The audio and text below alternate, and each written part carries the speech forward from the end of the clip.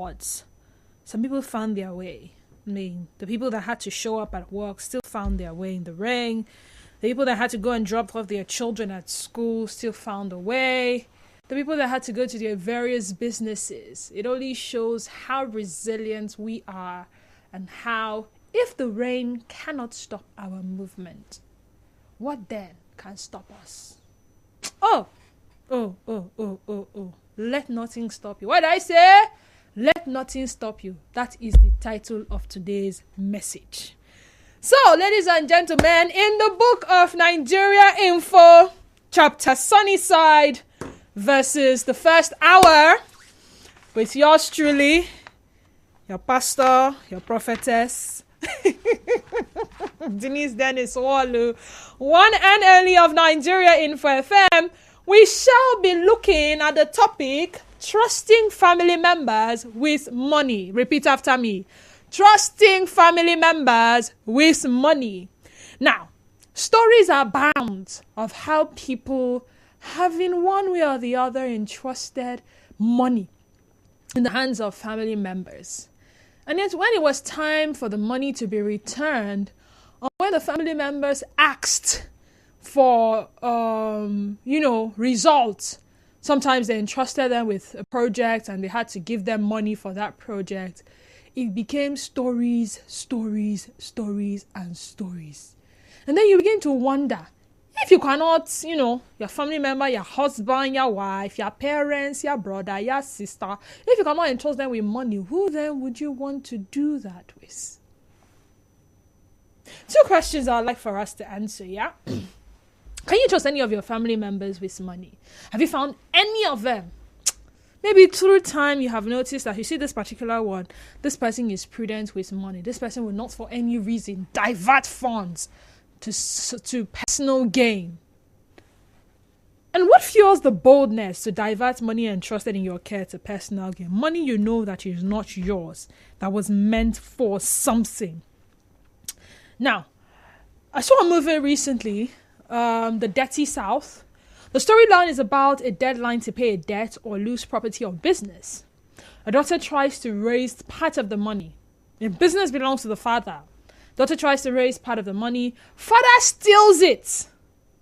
Now, the father was the one feeling the pressure. And the daughter comes up and say, okay, if I say I'm able to raise this money, I'm going to start running this business because obviously you're not interested in this business anymore. You're not putting in as much effort as you used to into this business. Now, yeah, she got the money via legal means and then she keeps it. And then the father comes to steal it. To do guess what? He uses the money to go and bill their mother, his wife, who ran away and went to engage in one illegal stuff and was arrested. He used it to push for her bail. Hey, like we have a 48 or 72 hours deadline and I'm trying to raise this money. I've only been able to raise half and then you take the half to go and push bail and they expect me to be excited. They say money is a spirit and you never really know what a person is capable of until you entrust them with money. Also, sometime this month, this one happened in Nigeria, a new mother, Susan Ubaya, cried for help over her deteriorating health condition after giving birth at the Alimosho General Hospital in the Gando area of Lagos State. Now, what happened? This is as she alleged that her husband, bone of her bone, flesh of her flesh, soulmate, sugar in her tea, cockroach in her cupboard, used the money meant for her medical bill to buy a phone and a dog. Now, in a lengthy post on her X handle, I know the husband came and debunked and said some other things. She stated that her ordeal started few weeks leading to the delivery of her baby. She started to experience sudden and severe shortness of breath. The nursing mother, who claimed to have been rushed to the hospital, alleged that her husband failed to pay for her hospital bills. She claimed that her husband was opposed to a cesarean session due to the financial constraints, while he suggested that she would deliver the baby naturally. I got traditionally married recently and took in. I thought that was the best thing that happened to me. Everything was going well until I entered the 35th week. I suddenly developed shortness of breath. I could barely walk 2 seconds without being out of breath. Thinking it was one of those symptoms of late pregnancy, I didn't take it seriously until the 14th of April when I could barely breathe and couldn't lift my head up.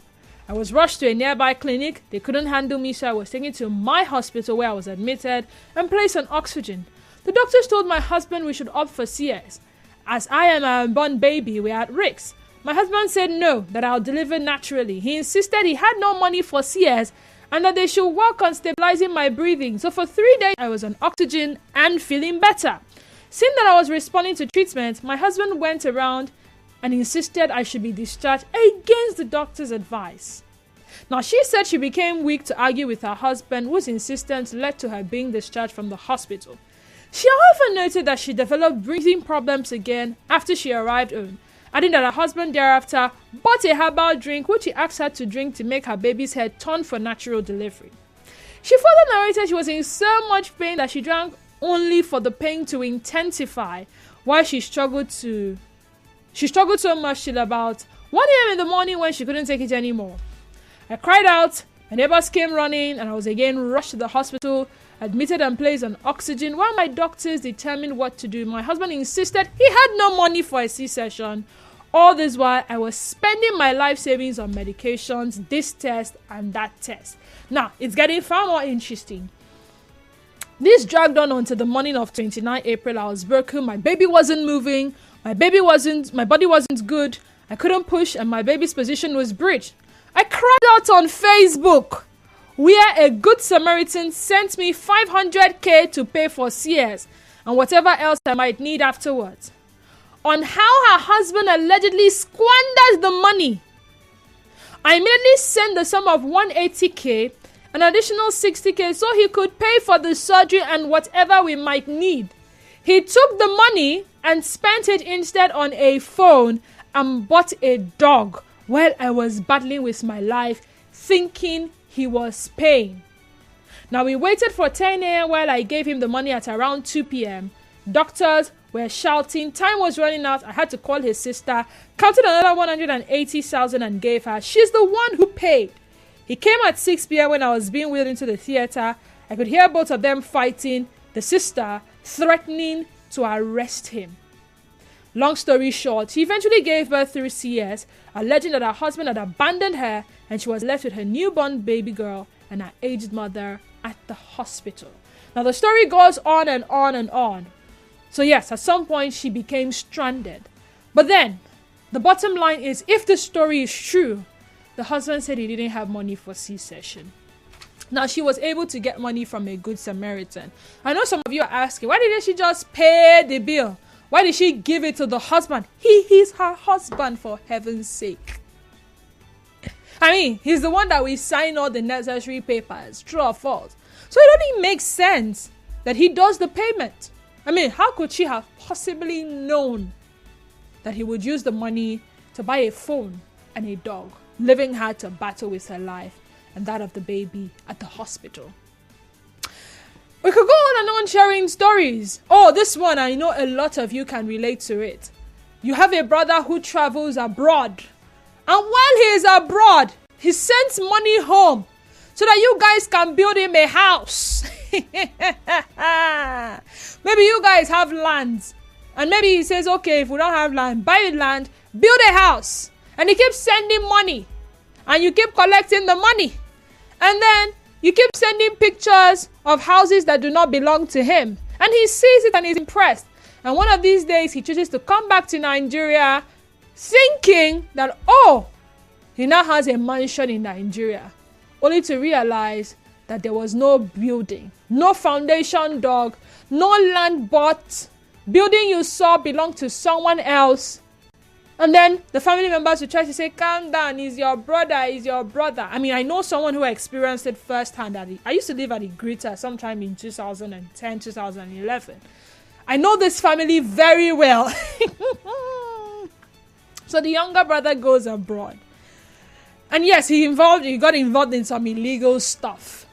And he kept sending money down to Nigeria for his elder brother to build him a house and buy some cars, ladies and gentlemen. At the point where he was arrested, he was given an option to either be deported or serve his term there.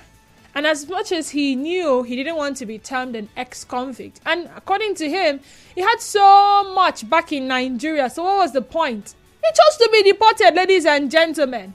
He came back to Nigeria, found out that the elder brother rather used the money to build a house for himself and his family members. What did I say? Himself and his family members. They are living in the house. Bought cars for his wife, bought cars for himself. And they were living large on his money. They're from Migrita, by the way. And then, guess what? He ran mad. When I say he ran mad, he didn't necessarily go into the street. He was angry. And family members tried to settle it. Is your brother, is your brother, is your brother, is your brother, is your brother. At some point, I think it got to him so much so that there was this aggressiveness. He developed a level of aggressiveness and he became a terror in the entire community. And everybody that saw him, they could remember that story till today. That this guy didn't used to be like this. That thing his brother had done to him. Children leave money in the hands of their parents. Before you know, parents will use the money. Where is the money I kept in your care? I've used it. Oh, that one they say is a normal thing. After all, it was the parents that were taking to personal gains or personal gains. Now, when you your family, to actually entrust with money. That's what. 08190 002 07923 002 08170 923 003 0817 003. WhatsApp and Telegram number for WhatsApp and Telegram is 0809 0306416 and 0809 0306416.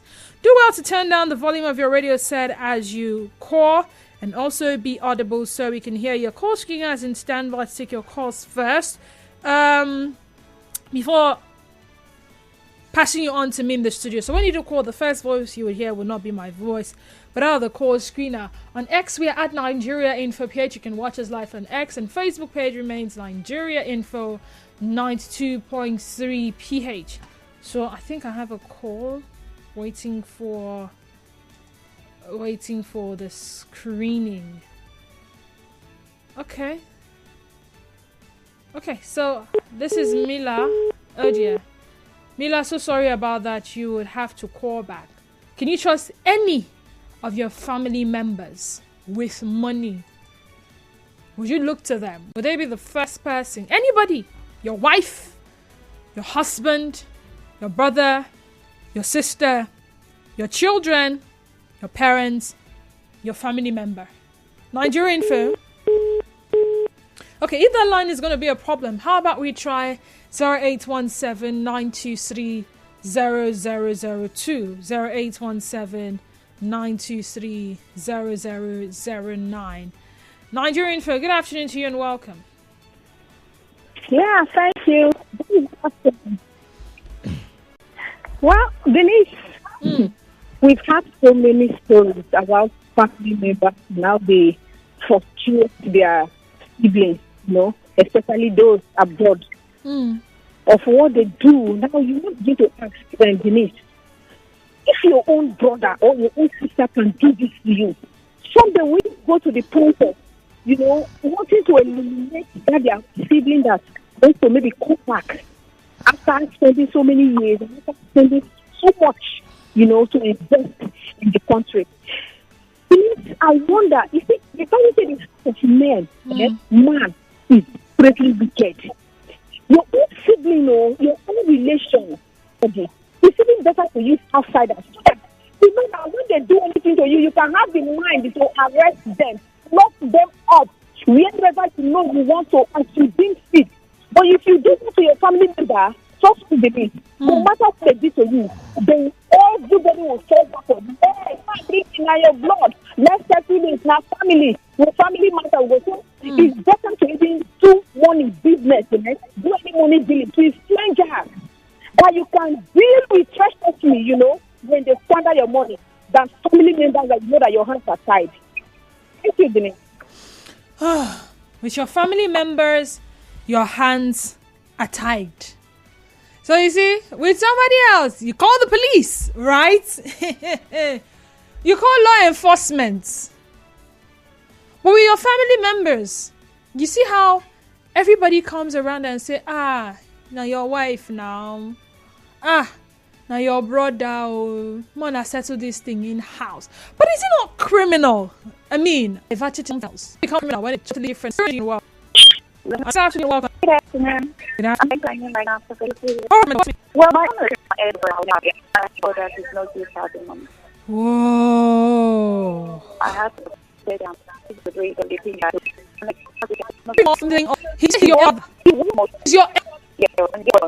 so why do you like to take care of last one? you have to press you have to show. No matter what I have there, I think everybody do that. That's what I hope you're still dating. Okay. Why? It's every now and then. Saving money, when you expect that this I will use it for the reason it was meant for. Stories upon stories. I've had my own personal experience, so I have had my own. So I'm not even talking from a place of Didi, you will not understand. I've experienced it firsthand. So you see how you suffer and suffer and suffer. Maybe you are abroad. You send money down. You know, the project you expect complete.